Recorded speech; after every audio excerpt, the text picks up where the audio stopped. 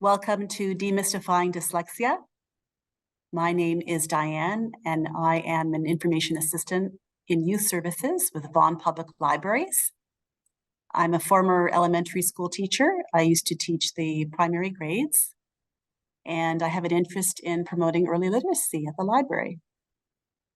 So I'm very happy to see that you have joined us tonight, and I hope that you will find the session useful. We are going to be recording the session up until the question and answer portion. If you have questions for our presenter, you can record them in the chat, but we were looking at managing the questions in the last 10 or 15 minutes of the hour. So I hope you enjoy the presentation. I'd like to take the opportunity now to introduce our presenter, Catherine Hayes-Waldhuber. Catherine is a learning resource teacher in the Hamilton Wentworth District School Board. She is a former consultant with past portfolios that support the strategic priorities of all student reading by the end of grade 1. Catherine facilitated and co-constructed the current Hamilton Wentworth District School Board reading strategy based on the science of reading research. She is a current member of the Board of Directors for IDA Ontario, supporting outreach initiatives. IDA, if you're not familiar, is the International Dyslexia Association, and the chapter that we have here is the Ontario chapter. Currently a curriculum assistant with OnLit, Catherine is also a contributing member for ETFO's Science of Reading local workshop. ETFO is the Elementary Teachers Federation of Ontario, in case you're not familiar. She is also current Acadians mentor, and in the 2021-2022 year was recognized as a Dyslexia Aware Teacher of the Year, a global finalist for the Nessie Learning Program. Catherine is a former kindergarten educator who implemented structured literacy into full-day kindergarten. She is also an Orton Gillingham trained classroom educator. And most importantly, she's a proud parent of a daughter with dyslexia. So we're very, very appreciative and thankful to have such a knowledgeable presenter. Welcome, Catherine. And I'm going to hand it over to Catherine. Thank you so much, Diane, for that warm welcome. It's really an honor to be here. I am a proud parent of a daughter with dyslexia, and I myself have dyslexia. So we have varying degrees of dyslexia in our house, and it's something that I hold very true and deep to my heart. So advocating for all students to learn how to read is something I sleep and dream of, as my husband says. I'm always talking about it. So I encourage you to get social. If you have any social networks, feel free to tweet about it, or X about it. And you can use some hashtags as well. So we're going to dive right into it. We have quite a lot of content that I'd love to share. And we're going to save some room at the end for some questions and answers. So first and foremost, what is dyslexia? Well, dyslexia is a neurologically based condition that affects word level reading accuracy and reading fluency and spelling. So I'm just gonna, I found this great definition as the slides are kind of moving ahead on me. And it's a very literal definition, with dis being difficulty and lex being the root word being for word, which means that dyslexia is difficulty with words. And that is often what we see with a lot of our students. And sometimes we don't see that come to light right away. And I think that was the case for my daughter. She had a lot of great coping mechanisms, and her vocabulary is very rich and robust. So at first glance, when she's having those conversations with people, she doesn't come off as a student that was struggling to decode, because she had those amazing coping skills. So we're gonna mosey on over to the two main major challenges with having dyslexia. So mastering decoding skills is having that ability to identify and manipulate the individual speech sounds and words, what we call phonemes. Mastering letter sound associations and learning spelling patterns. Often people say that the English language is very complex. However, once we understand the code, the English language code, we can decode words effectively. The other major challenge with dyslexia causes is building the neural connections. Individuals with dyslexia often require many more repetitions than a typical reader before the neural pathways map. And we're going to talk a little bit about that brain research because there's some phenomenal research that's been out there. And it's really important that we give grace to our children with dyslexia because it is a frustrating experience to know that in comparison to your peers, you feel like you should know this already and you've been exposed to it and you have that awareness. So we really want to be patient with our friends because the science is there that says that they require multiple exposures over time in order for those neural pathways to develop. So dyslexia is one of the most common causes of reading difficulties. There are children with dyslexia in every classroom. It is not rare. It is one of the most common reasons that people struggle with learning to read. And putting an exact number on the prevalence of dyslexia is difficult because dyslexia is not binary. It exists on a continuum. As I kind of mentioned, in my house, we have varying degrees of dyslexia, if you will. The prevalence rate depends on where you choose to draw the cutoff point, but it's approximately 1 in 5 students have dyslexia. So,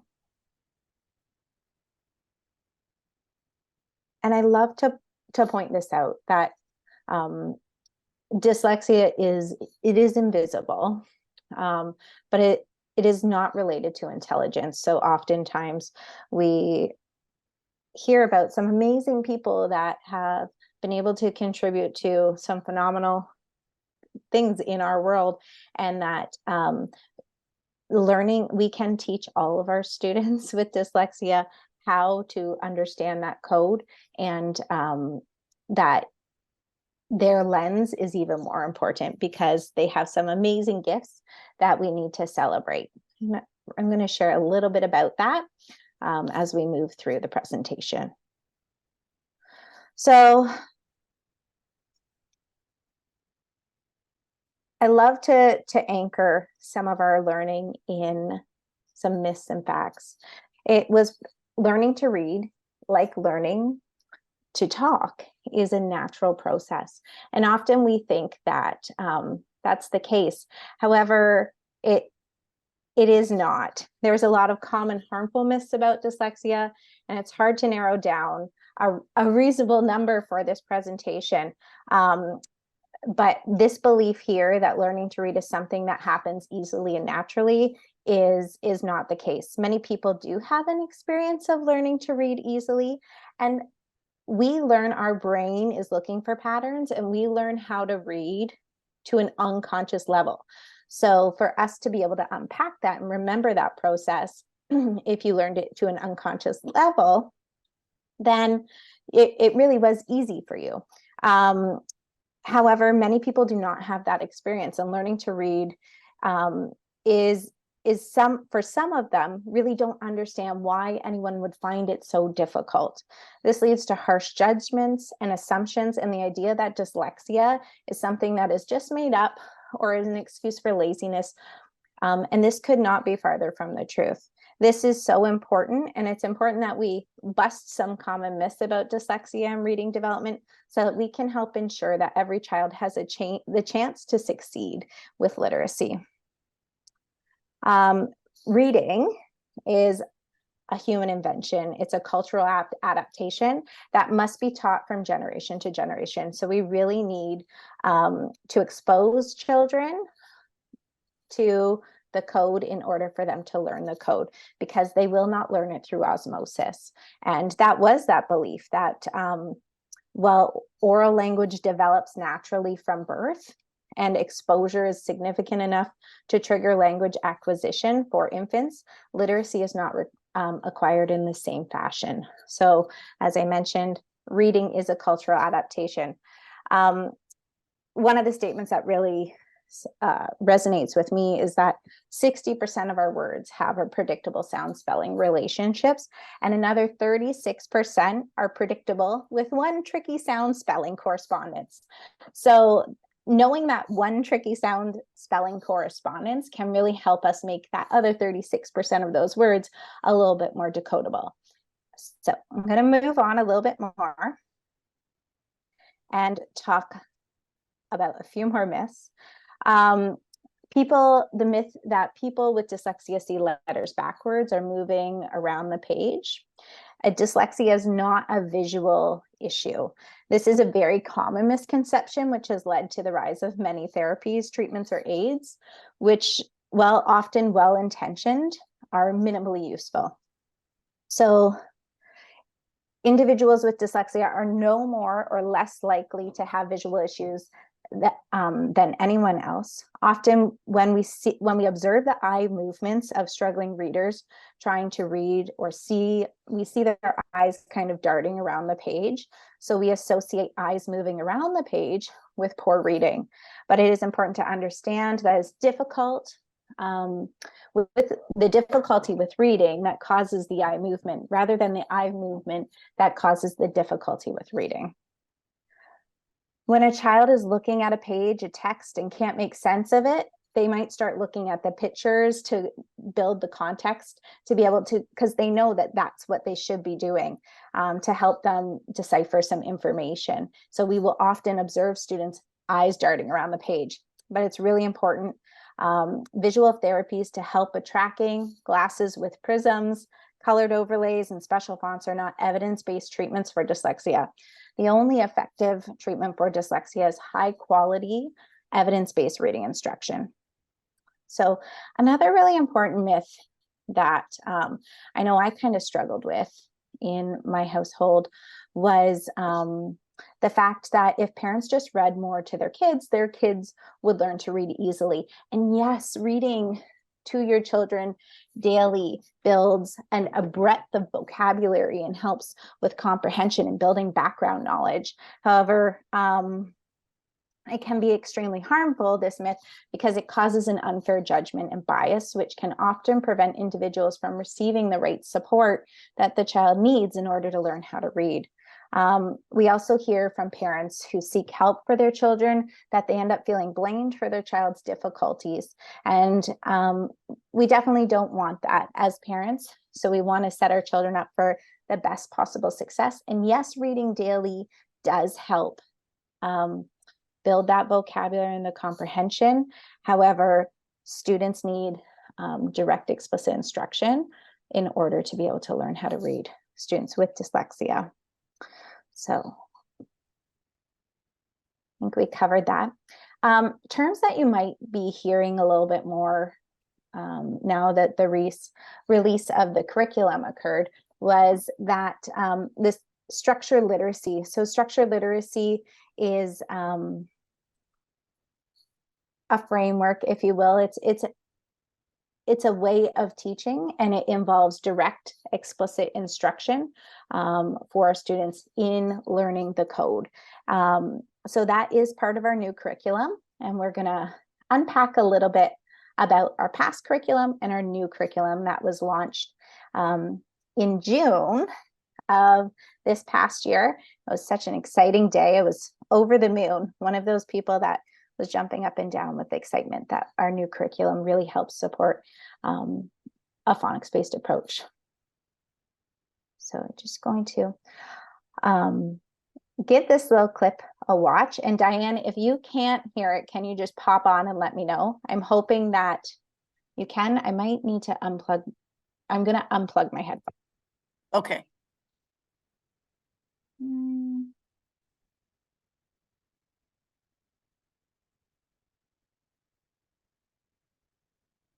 I sat at a table while the other kids were reading books. I couldn't read. All I knew was that I couldn't do what other kids were doing. Grades were bad. Self-esteem started to collapse. I would look like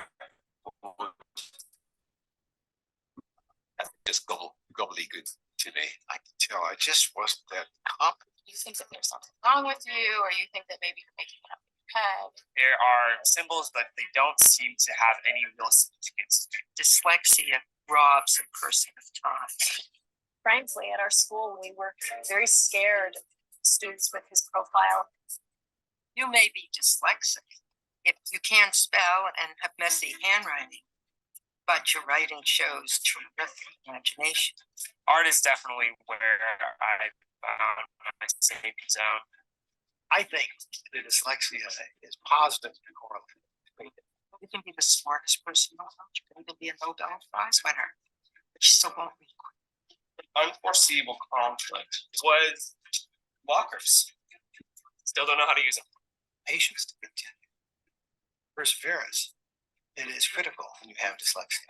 Even if you feel uncomfortable doing it, you have to push yourself to do whatever it takes. I might look really silly, but at the end of the day, I'm going to do well on the test because I have 500 flashcards sitting on my desk. I realized the only way I could read is if I underline or highlight. It's so important to just own it, to just totally own it. Wow, I just wrote a 74-page document and like I'm still ready to go. You know, like what's next?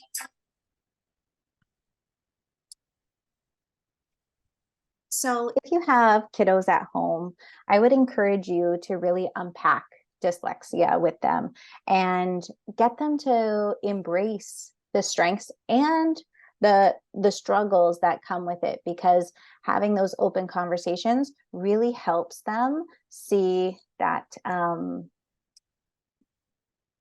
it is just one more piece of who makes them who they are, and who we are is unique and special. And we need to really help our kids embrace that, because there are a lot of negative future impacts that can kind of derail our friends with dyslexia. There's a lot of emotional components that they can struggle with. And that kind of brings me to this quote here. Often I've heard parents and librarians and other people who really find a joy in reading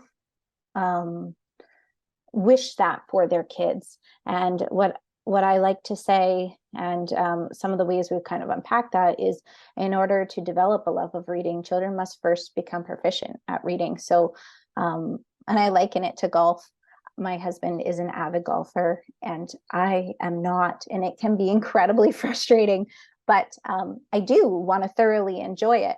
But I need to practice, and I need to practice with the right coach, with the right skill set, with the right tools in my toolbox. And in order to do that for our kiddos, we need to give them a structured literacy approach. So proficient readers can enjoy reading, but those who struggle cannot. When students learn early word recognition through visual cues and pictures, or even memorization, or they're just guessing, they adopt alternate cues for reading, and they later become stranded. So they're learning the poor habits of readers, and we don't want that to happen. We must always keep in mind that practice makes permanent, and our brain creates muscle memories from habit. So we want to be nurturing effective habits that are creating permanent practices for our brain to be able to recall that to an unconscious level for our students with dyslexia.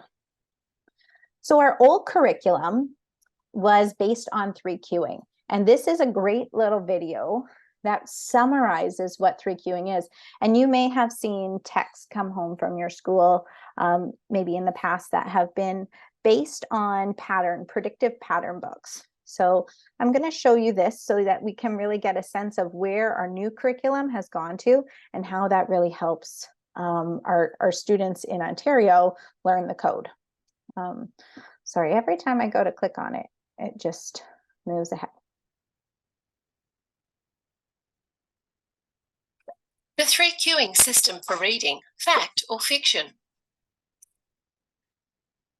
The 3 cueing model of reading proposes that children learning to read should work out unfamiliar words using contextual, linguistic, and graphophonic cues.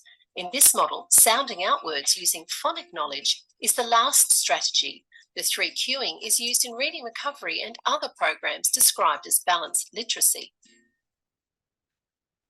The theory of multi-cueing is that we only sample the letters and words in a text and rely mostly on prediction and context for comprehension. Reading scientists have demonstrated that skilled phonic decoding is more efficient for word recognition than guessing from context or looking at the pictures.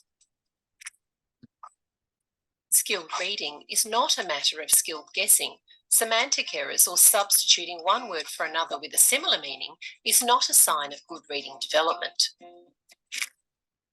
And I'm going to pause the video there. That just kind of gives you a bit of synopsis of what our old curriculum was based on, which we call balanced literacy. And I often tell my students we need to use the letter clues to tell us what to do, because a student with dyslexia, they're trying to rush through it. They don't enjoy reading.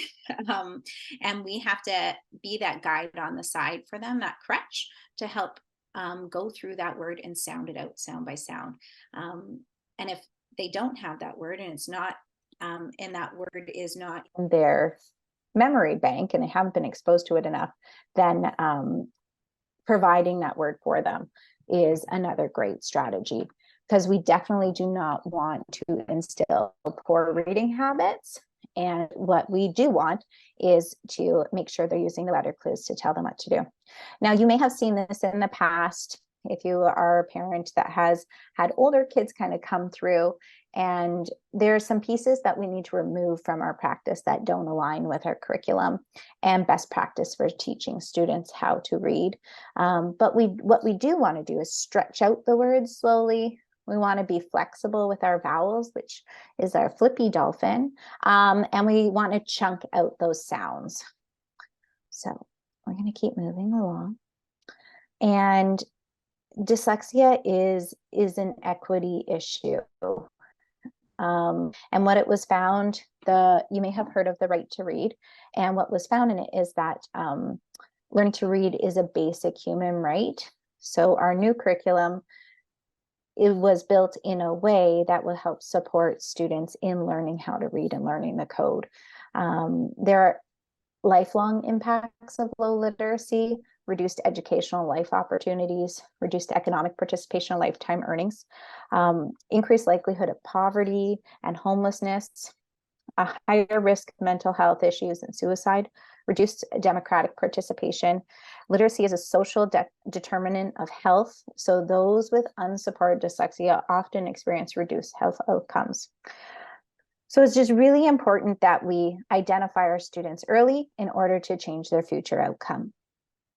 And what I love about this quote here is when we think about our students with dyslexia, we know that, and the research tells us that over 95% of kids can learn to read.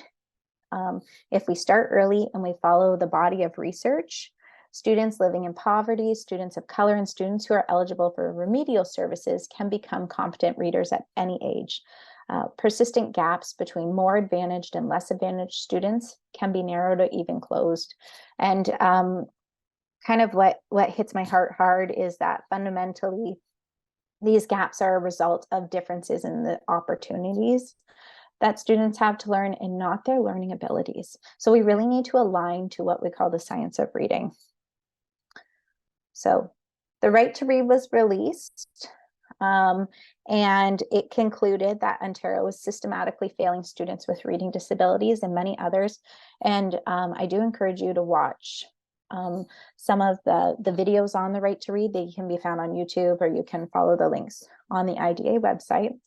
And it's great that we have those changes occurring. And some of the higher level takeaways for you as a parent to kind of be aware of is that We're replacing the 3 cueing with systematic explicit instruction in those foundational word reading skills, promoting early intervention to ensure that we provide every child identified through screening with additional targeted instruction starting in kindergarten, and then universal screening too. So that one's still on the way in, but the ministry did release the screening tools approved. So boards are in the process of trying to get that up and running. So the good news is for our dyslexia friends that we know what needs to be done to ensure that children are learning to read.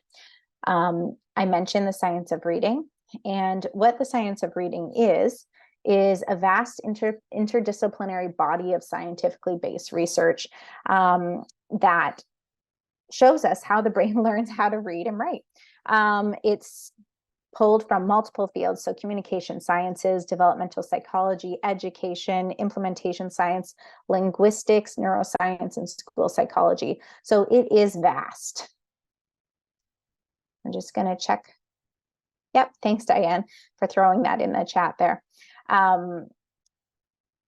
So the framework of the simple view of reading, our new curriculum, is based, has the simple view of reading kind of anchored within it, if you will, a version of it.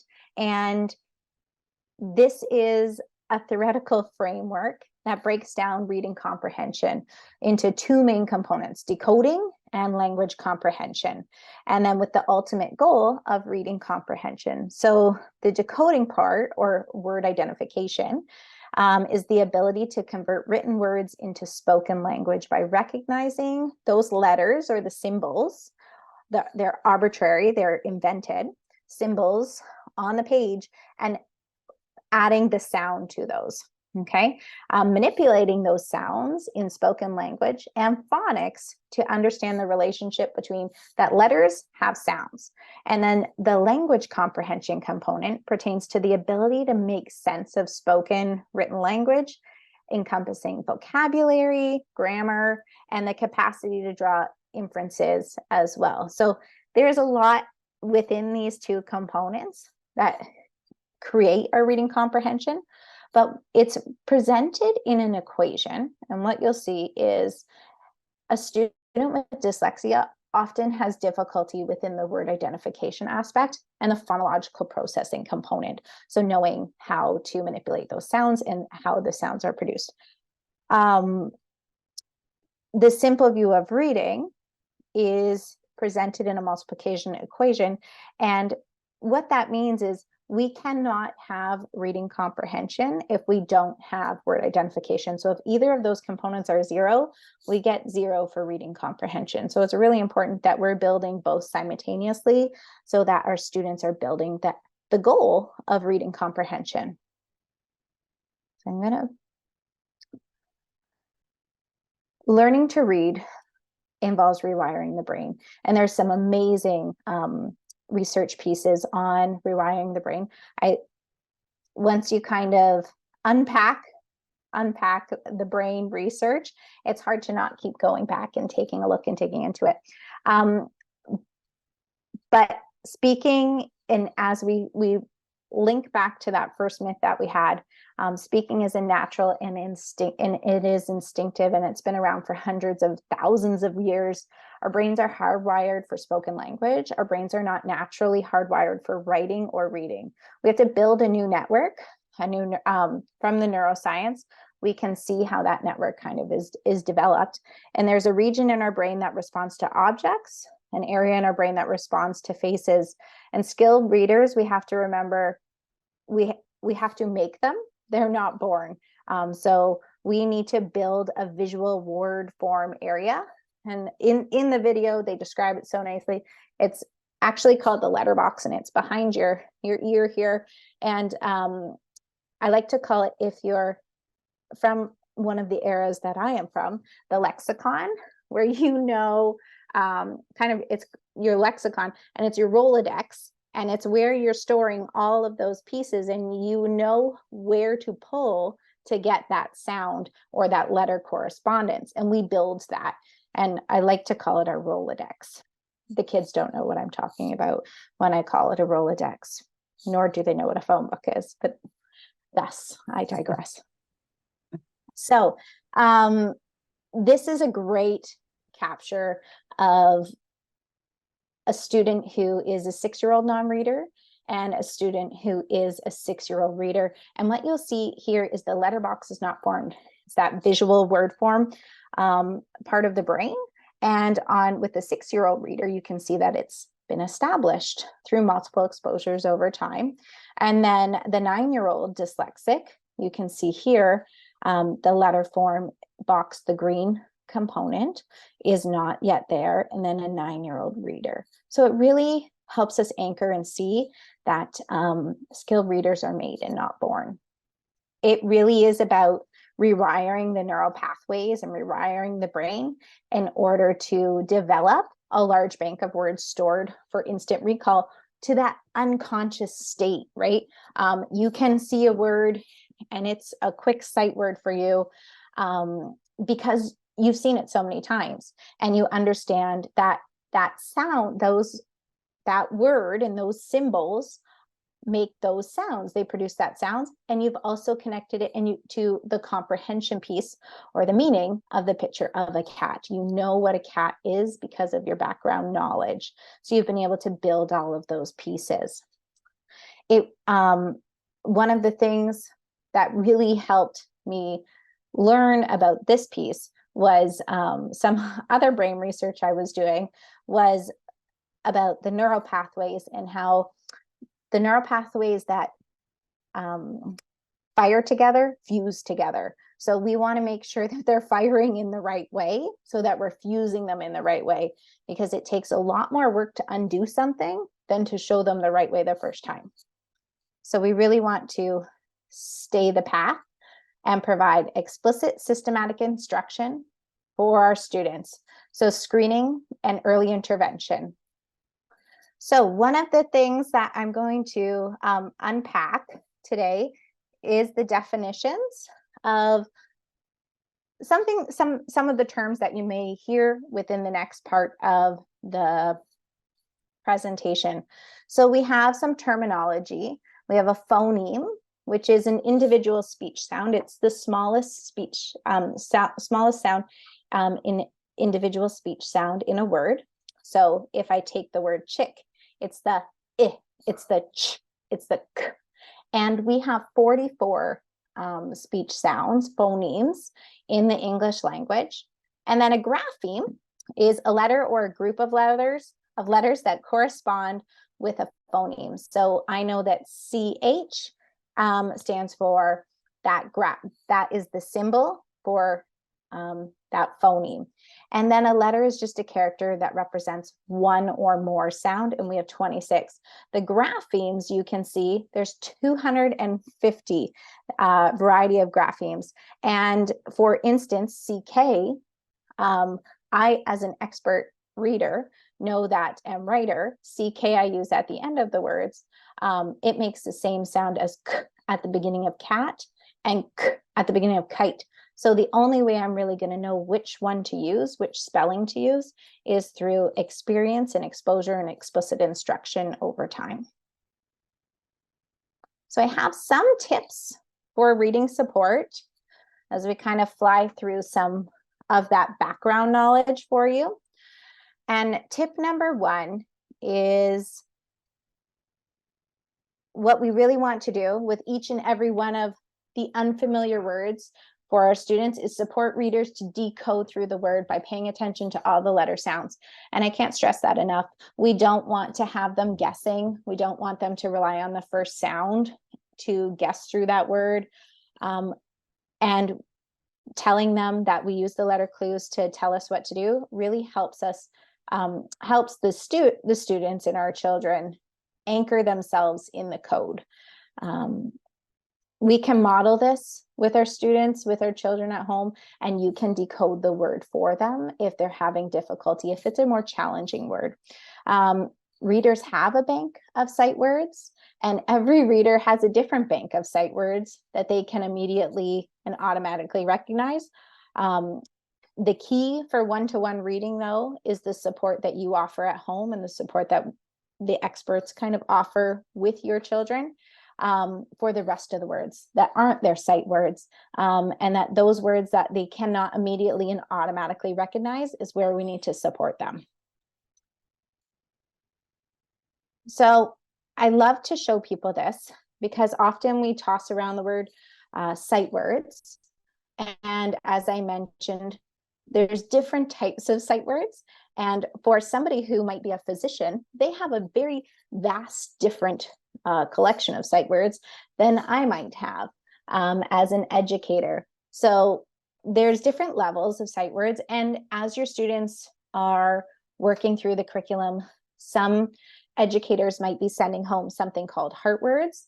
And a heart word is an irregular word, and which is a word that cannot be decoded because either we like to say the grapheme phoneme correspondence. So the letter sound correspondence is permanently irregular, like in the word said, the AI is saying eh. So we have to really remember that spelling so that we can recall it, and pairing that with explicit instruction. So this is the word said, and we practice saying that word, and we need multiple exposures over time, sometimes up to 50 exposures to be able to create that neural pathway is really important. Or perhaps the student has not yet learned the grapheme phoneme correspondence, the letter sound correspondence, like in the word laugh. Another one I love to use is the word sight. IGHT makes the IT sound. So that's a tricky one. So if you go back to kind of my precursor information where I said 60% of our words are decodable. And then once we learn about 36% have that one irregular tricky part, once we start to learn some of those tricky parts, these irregular parts of the words, it becomes a lot more decodable for us. So we want to be masters of the code. High frequency words are just words that appear very frequently in print. He, she, is, of. Some of them are decodable. A lot of them are regular, and some of them may be irregular. And then low frequency words, they appear a lot less frequently in text, but those are the ones that really bring reading to life, momentous and magical, memorable. So those are definitely words you want to still explore with your students and children at home.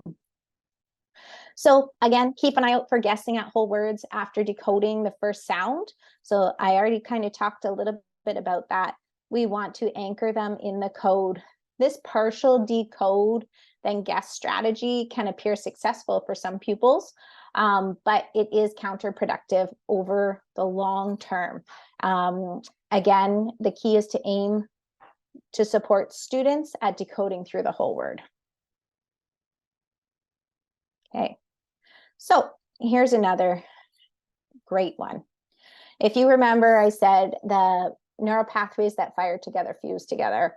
Well, we want to promote them firing in the right way so that things that may become unstuck because they have been exposed to it over time, we're helping create that, that fuse. So if a reader decodes a word using letter sound correspondence that they know, but it becomes unstuck, we can give them that word, right? So tell them that the word is cafe, and point out that in this word, the E spells A, like in cafe. So in this way, you're making the connections to the new words by applying the ones they already know. So this is really important to help the fusing of those neural pathways in the right way, because sometimes things are going to become unstuck, especially in the summertime, what we like to call the summer slide. Another great way, and I kind of introduced this in one of the beginning pieces, was wordplay with chunking. So that chunky monkey, if you remember on one of the slides, I said, that's okay if we keep encouraging our students to chunk those sounds. If readers struggle with multisyllabic words, we want to break them into syllables. And a syllable is an uninterrupted segment of sound which can be formed by the opening and closing of a mouth. So I say that I love to teach in song and rhyme in my classrooms that I support. Every syllable has a vowel sound, and vowels are the glue that stick the words together. So I can count my syllables by clapping, like in napkin. But another great tricky way to kind of do it is to put your hand under your chin, and whenever my mouth drops, that's where there's a vowel sound. So napkin, and those chunks help our students break down the words into smaller words, and they can see that they can be incredibly successful when we chunk things into smaller components, into syllables. So just going to mosey on here, and I hope that the volume's good. We do have some background noise at home, so I do apologize. We're good, Catherine. Okay, perfect. Another great way is to model down the breaking of words into syllables and then decoding each syllable. We also can do that with prefixes and suffixes. So a prefix is a chunk or a morpheme that we add a prefix onto the beginning of a word, like help, and then an ending, a suffix of full, so unhelpful. And oftentimes when I'm reading with my kiddos, pulling out a piece of paper or whiteboards are fantastic to have on the side to help model this. And you just, if you're getting stuck in the book, pull it out and just work on one sentence. We really want to minimize the cognitive load that our students are struggling with when they are trying to read. A big page of writing can be incredibly overwhelming for a student who is struggling. So chunking things down is really important. And whiteboards are super helpful in that, because you can take one sentence out and work with that sentence with your kiddos at home. So another tip for you is blending. So a lot of novice readers may struggle to blend words. This is often because, again, the load placed on the working memory. By the time the readers get to the end of the word, they have forgotten the sounds. You may have experienced this where your child, it's very laborious for them to, again, they're going in their lexicon, they're remembering that that arbitrary symbol of an S makes the S sound. So I'm going to do that, and then I'm going to pull the arbitrary symbol for A, and it makes the A sound, and then the arbitrary symbol for T makes the T sound, and we're going to go through that. And because English is an invention, it is very abstract, so we need to expose them to it multiple times. So it's really important that we help them blend. So they might have successfully said all the sounds, and then they may get to the end and they have forgotten the first sound. So we can blend that word for them. And all that means is sat, sat. So we're blending it for them. There's a variety of different types of ways that you can successfully teach blending and support blending. You can stretch the sounds out. The first sound, at, mat, and you can also stretch and blend. We did the decode and blend, and then you really want to work on continuous blending. So that means that you are holding the sounds so that they're not breaking, because it's harder for the brain to remember what those sounds are, to blend them together. I really like method number 3, because you're covering up that last letter and you're using 2 sounds and blending it into the end. So I want to just get, Diane, I'm going to stop after this component of this so we can get to some questions and answers, but I wanted to get to the decodable text component because it's really important. So what that reader is doing is we have 2 different types of texts available for students. We have decodable text, which you can see on the screen here. It goes very simple to complex. So the skills that I'm asking a student to do are only skills that I have explicitly taught them. So I am teaching them, let's say the letter sounds SAITPN, and they're only going to read words with SATIPN, because I've explicitly taught that and I've shown them how to build the words. That is moving from a very simple to complex way of phonics instruction. It is a scope and sequence where we work with vowel consonants or consonant vowel consonant words like cat or dog, and we move up to multisyllabic words like yellow or black or fantastic. So it's very intentional, and that is a critical component to helping our kids learn the code and apply the code. And I like some of these visual representations. So our old balanced literacy approach really promoted predictive leveled text, whereas you're using the picture clues to tell you what to do.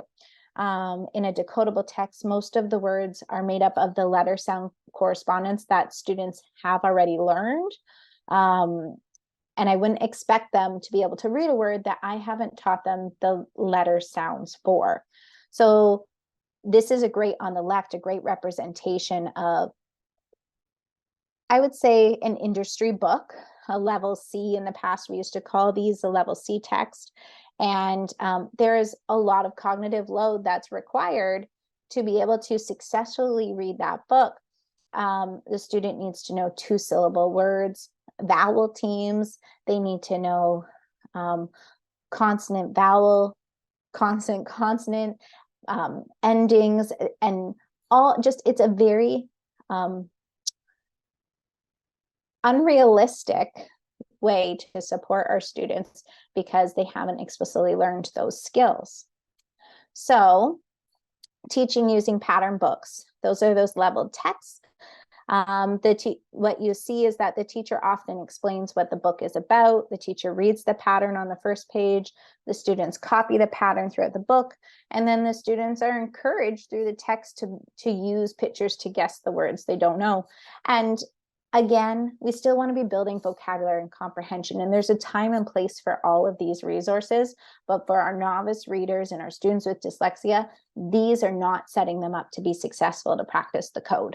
So what's great about a decodable text, and you may have seen some of these bikes around, the balance bikes. So a balance bike is a great way to practice without relying on something else to help you. And that's what I like to use to compare our decodable texts to a balance bike. We're still learning the skill. We're not pretending we can do that skill with a pattern book. So in your local library, you, and Diane will be able to speak to this at the end a little bit, you will have some decodable texts that your library has purchased through grants through the IDA, and they are accessible for you to sign out and practice. And this is what a decodable text would look like. There's the practicing sounds at the beginning, some of the words that are high frequency words that are irregular that you might want to review with the kiddo before heading into the text and expecting them to know it. Here's a sample scope and sequence of what be expected in the different sets of the books. And it's just really important that you use those tools. So I'm going to move over, just jump up to your dyslexia toolkit that's in your library. And I'm going to hand it over to Diane. Just right before I do that, Diane, if parents do have more questions, these are some great resources to support families. The IDA has a dyslexia handbook, what every family should know. And then there's some other great tools from Ontario Dyslexia Toolkit for Parents, decoding tips for parents. So 5 common word reading errors, kind of an extension of what I went over. And Reading Rockets has an empowering parents parent guide, which is phenomenal. Awesome. So I will, I do also want to encourage everyone, for your students who might have dyslexia or your kids at home, audiobooks are a great tool to help build vocabulary and comprehension, and that familiarity with just grammar and semantics and how oral language develops. They are another great tool. We use them often in our house as a way for our daughter to feel successful in that way. So I am going to open it up for questions. There's Dyslexia Ontario's website has a ton of amazing resources. And thank you very much, Diane, for inviting me. And we can move ahead to some questions and answers. Oh, thank you for that excellent presentation, Catherine. And I just wanted to mention really quickly before we invite some Q&A that we do have decodable texts in our new toolkit that's circulating. We have 3 toolkits, and you can place a hold on that, and that will come to you. It's in a fairly large box though, so please be mindful of that. And we also do have audiobooks that you can borrow. So we have the physical CD as well as e-audiobooks through our digital collection. So that's also available through our website in downloads and digital. Okay, and I believe I put awesome. I put the library website in the chat there. And I'm going to stop the recording now, and we'll take some questions